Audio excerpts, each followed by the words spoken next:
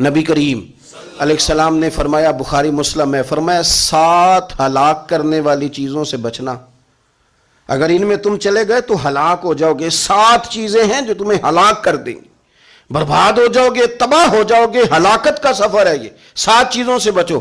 یا رسول اللہ صلی اللہ علیہ وسلم وہ کون کون سی؟ تو حضور نے فرمایا اللہ کے ساتھ شریک نہ کرنا، ہلاک ہو جاؤ گے۔ دوسرا نبی پاک صلی اللہ علیہ وسلم نے فرمایا جادو نہ کرنا، ہلاک ہو جاؤ گے، ہلاک۔